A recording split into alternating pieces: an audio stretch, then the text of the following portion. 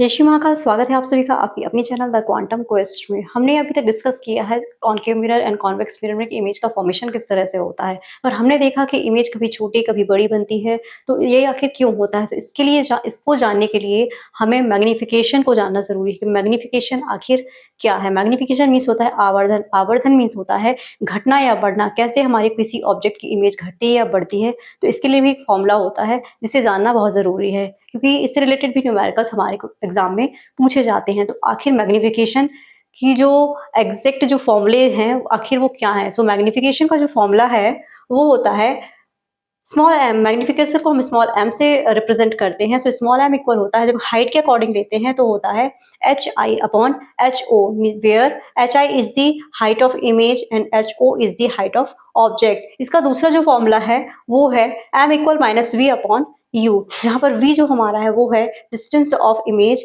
And u is the distance of object. तो ये जो फॉर्मूला है हमारा हाइट के अकॉर्डिंग, ये हमारा जो मिरर है, मिरर और लेंस दोनों में सेम रहता है। So m is the hi is the height of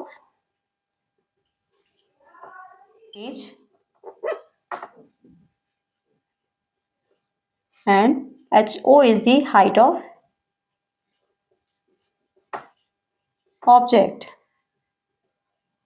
और v is the distance of, है ना, distance of image and u is the distance of. इससे रिलेटेड न्यूमेरिकल्स भी हमारे एग्जाम में आते हैं। कल आज जो हमने आपको फॉर्मुलेज बताए हैं इनको आप बिल्कुल से लर्न कर लीजिए अपने दिमाग में कि मैग्नीफिकेशन m इक्वल होता है, जब हाइट के अकॉर्डिंग लेते हैं तो होता है H I upon H O, and जब हम डिस्टेंस के फॉर्म में लेते हैं कि ऑब्जेक्ट की जो डिस्टेंस है माइनस करेंगे मैग्नीफिकेशन रिलेटेड न्यूमेरिकल पर कि आखिर मैग्नीफिकेशन से रिलेटेड न्यूमेरिकल्स को हम किस तरह से सॉल्व करेंगे। तो इसमें हमें मिरर फॉर्मूला का भी यूज़ करना होगा, देन हमें मैग्नीफिकेशन के जो फॉर्मूलाज यूज़ किए थे उनका भी हम यूज़ करेंगे। तो समय को बर्बाद नहीं करते हैं और जानते हैं कि आज के जो न्यूमेरिकल है उसका स्टेटमेंट क्या है। So a concave mirror used for rear view on an automobile has a focal length 1.5 meter if 3 meter high bus is located at 6.0 meter from the mirror. Use mirror formula to determine the position and size of the image of the bus as seen in the mirror. तो position हमें निकालनी है और image जो बन रही है उसका हमें क्या निकालना है, डिस्टेंस निकालनी है और साइज निकालनी है। तो इसको हम किस तरह से कैलकुलेट करेंगे चलिए जानते हैं। सबसे पहले हम मिरर फॉर्म पहले हम जानते हैं कि इसमें हमें गिवन दैट क्या क्या है। सो सबसे पहले हमें फोकल लेंथ दी हुई है।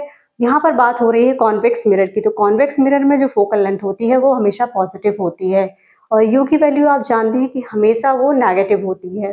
देन हाइट ऑफ ऑब्जेक्ट हमें दिया हुआ है 3 मीटर। सो सबसे पहले हम मिरर फॉर्मूला का यूज करके जो हमारी ऑब्जेक्ट है उसका जो इमेज बनेगा उसके बारे में जानते हैं कि इमेज की जो डिस्टेंस होगी वो आखिर क्या होगी, जो पोजीशन है हमारी इमेज की वो क्या होगी। तो सबसे पहले mirror formula 1/f equal 1/v plus 1/u। Substitute these value in this equation. So 1/1.5 equal 1/v minus 1/6. Rearrange this equation. So 1/v equal 1/6 plus 1/1.5। 1/1.5 को हम यहाँ पर 10/15 लिख सकते हैं। So the 1/v equal 1/6 plus 2/3। So the value of 1/v equal 6 हमारा LCM आएगा। So 1 plus 4 equal 5/6। So the v की वैल्यू जो हमारी निकलेगी वो निकलेगी 6/5 equal 1.2 metre.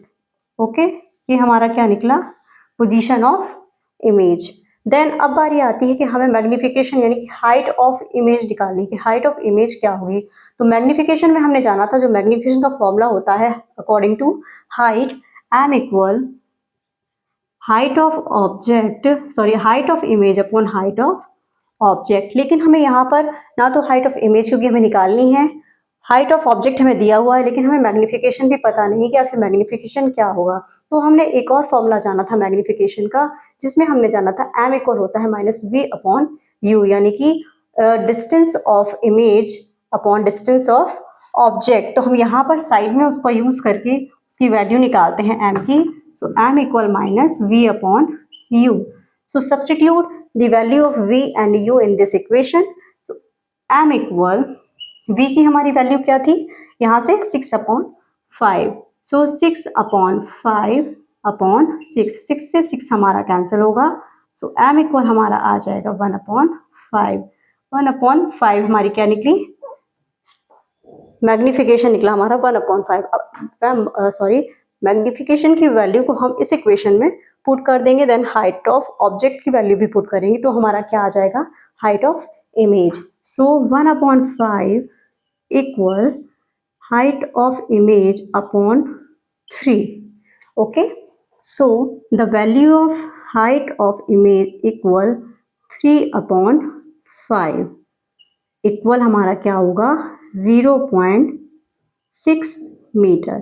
So this is the answer. So बहुत आसान होता है न्यूमेरिकल्स को सॉल्व करना, बस हमें फॉर्मूला एकदम माइंड में सेटअप रहना चाहिए कि माइंड में कौन सा फॉर्मूला कब कहाँ यूज़ हो रहा है, उसका हम यूज़ करेंगे, देन हमारी वैल्यूज निकल आएंगी।